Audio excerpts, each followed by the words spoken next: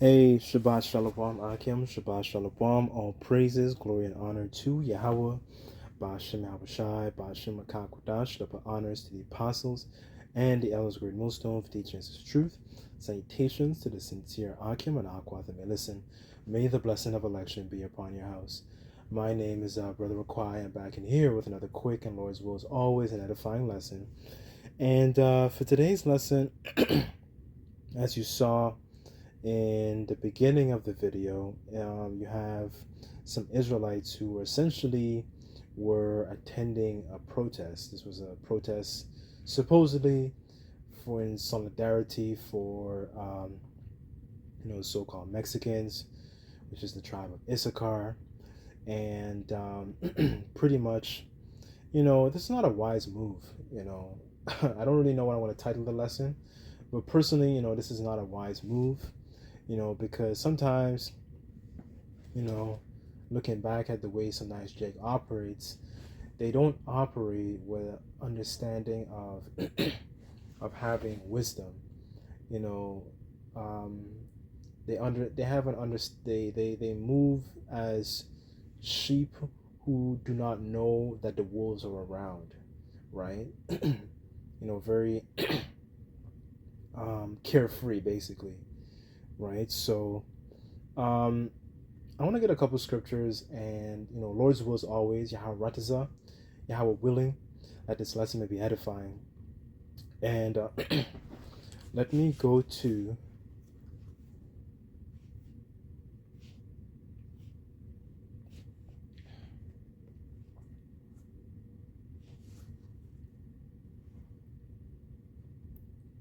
this is the book of Baruch, chapter 4, verse 1.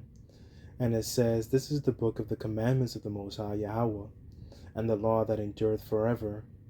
All they that keep it shall come to life, but such as shall leave it shall die. Turn thee, O Jacob, and take hold of it, and walk in the presence of the light thereof, that thou mayest be illuminated." Right? And really and truly, when you think about it, there's really nothing wrong with being illuminated in righteousness. Esau is essentially illuminated in wickedness, right? The soul that's within him is not upright. But there's nothing wrong with us being illuminated because, by paying attention to, what's going on in the times, on TV, in the media. We pay attention to how Esau works, on watching him.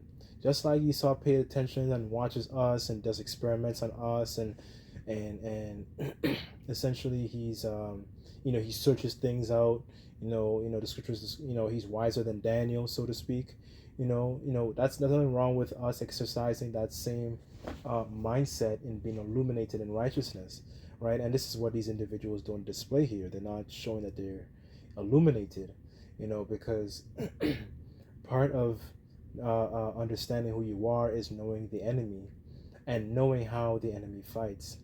And basically what these Israelites here are doing, it's like you're in a poker game with your enemy, and you just decide to show him the cards that you have in your hand, basically, right? This doesn't make any sense. Yahweh Shai said that we're sheep amongst the midst of wolves. As a matter of fact, let me go to that next.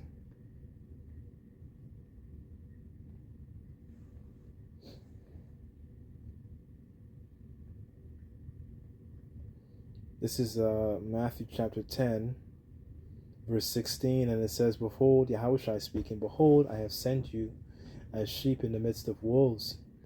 Be therefore wise as serpents and harmless as doves." In the NLT it says, "Look, I am sending you as sheep among wolves. Be ye shrewd as snakes and harmless as doves," right? So just taking on the mentality of being a serpent and being in righteousness and exercising wisdom. And it shows that a lot of our these our people do not have they don't have wisdom, right? Scriptures say that wisdom is the principal thing. Therefore, get wisdom. With all that getting, get understanding, right? And it shows in the, just the way they essentially they conduct themselves. Like, why would you go to a protest, just to show you, somebody listening might think, okay, for example, okay, there's nothing wrong with, going to a protest. But case in point, I want to use this example. Now, a couple years ago in Canada, I don't remember which year it was. I want to say it was in 2022. There was a freedom convoy protest in regards to the the the enforcement of the booster juice that they were pushing during the midst of the pandemic, right? If you know what I'm talking about, right? The booster juice, the syringe, right? The dragon's piss, right? The serpent's bane, right? Need I go on? Anywho, um, so there were a bunch of people who were attending this protest, and a lot of the people who attended it, who went, participated, were driving their trucks. A lot of those participants had their bank accounts frozen, right? And Jake doesn't seem to understand how crafty their enemies are, right? Because Esau doesn't uphold the laws that he creates, right? So you might live in a society where, okay, you might have freedom of speech, but look at the way the devil operates, right? Because he's the devil. That's just the way the devil is, right? This is just going back to the precept I brought up earlier. This is just the way he works. This is the way he fights, and he's very crafty, with his literal weapons, his military, his technology, his media, and the way he spins stories, right? So anybody who was probably attending that protest, could have seen as a quote unquote enemy of the state, so to speak. And that's the way Esau can spin it with his media, right? And use it to vilify the people who were attending. They may not have been, they may have been, they may be have those who were attending in a peaceable manner, right? They're not destroying property or infrastructure, but this is the way the devil operates. He used the opportunity to snare you in a net, and this is what Jake doesn't understand: how crafty, how slimy your enemy is, right?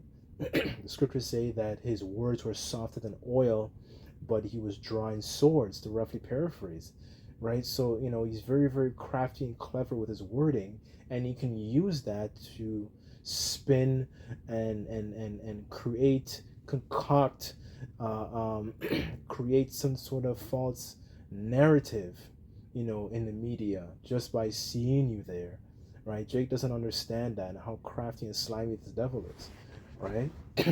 He's always looking for an opportunity, right? So let me go to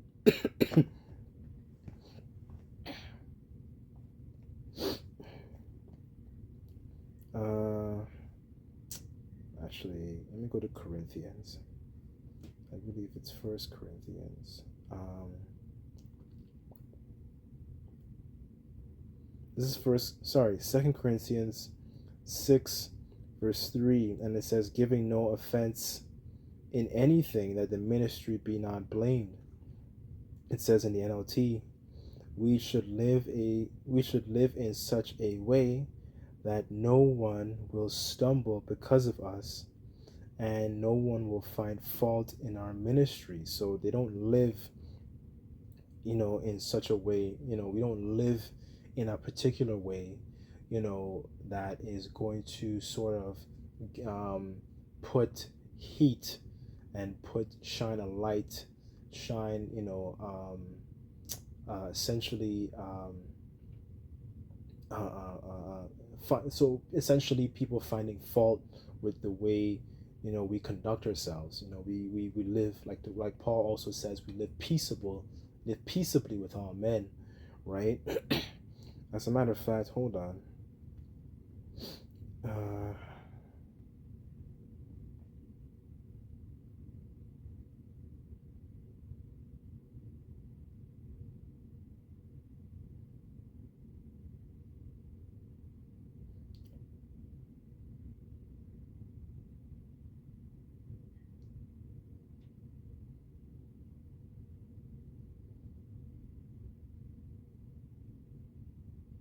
Okay, this is Titus 1 verse 9, and it says, holding fast, the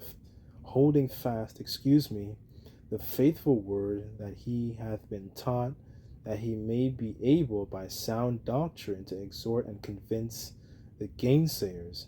Right? So, we don't essentially, um, we don't live in such a way that is going to bring offense to us, right? As a matter of fact, there's one that says blameless. Hold on. Let me see if I can find it.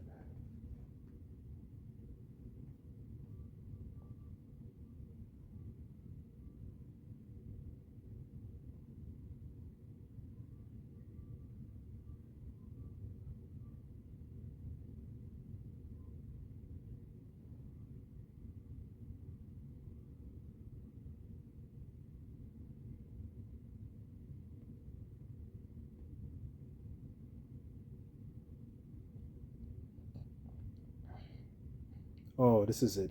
Philippians 2, verse 15. Um, that ye may be blameless and harmless as sons of the Most High, without rebuke, in the midst of a crooked and perverse nation, among whom ye shine as lights in the world.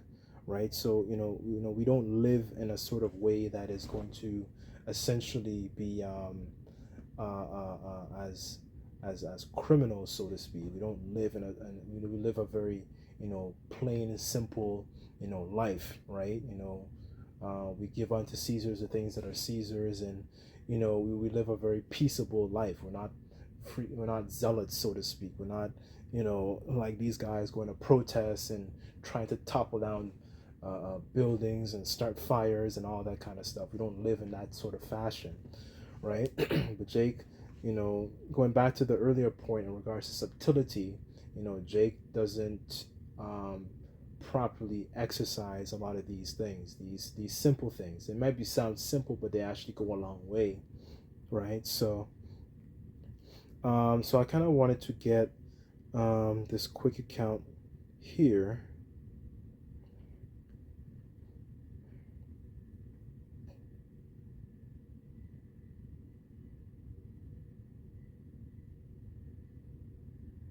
Okay, this is First Samuel 21 verse 10, and it says, so David escaped from Saul and went to King Achish of Gath. I'm reading in the NLT, by the way. Verse 11, but the officers of Achish were unhappy about his being there. Isn't this David, the king of the land? They asked. Isn't he the one that people honor with dances? Singing, Saul has killed thousands and David his tens of thousands. So essentially, they heard about David's reputation. Excuse me. They heard about David's reputation, right? After slaying not King, but Goliath, right? So these were Philistines here, and it said. So David was pretty much on the run, right? Because he's still being persecuted by Saul. And it says, David heard these comments and was very afraid of what King Achish of Gath might do to him. So it says, so he pretended to be insane, scratching the doors and drooling down his beard. Finally, King Achish said to his men, must you bring me a madman? We have already enough of them around here. Why should I let someone like this be my guest, right? So, the point really of this account here is that King David, being in the midst of his enemies, right, used subtlety. So, in this situation, him pretending to be crazy to, get out of to maneuver, from his enemies, right? And not saying that you might have to do this, but knowing these things is very, very important, right? To be able to maneuver, in society, because we're still sheep amongst wolves, going back to what Yahushua said, right? So that's pretty much the point. Jake essentially is showing themselves to be unwise and moving in this particular fashion. But it's so important for us to, be, harmless as doves, and have, that, a good rapport and a good conduct as we navigate through, behind enemy lines, right? Because Esau, we know Esau's going to come down with great wrath, right? Because he has a short time, right? But it's just the way we conduct ourselves. We don't conduct ourselves as people who are trying to, um, um, recompense evil for evil, right? We live a very honest living, right? We go to work, go home, take care of our business, our families, children, whatever it is, our responsibilities, right? We live peaceably among men, as Paul said, right? So, anyways, hopefully this video was edifying. I'd like to give all praises, glory, and honor to Yahweh Bashim Yahushai. Until next time, I say Shabbat Shalom.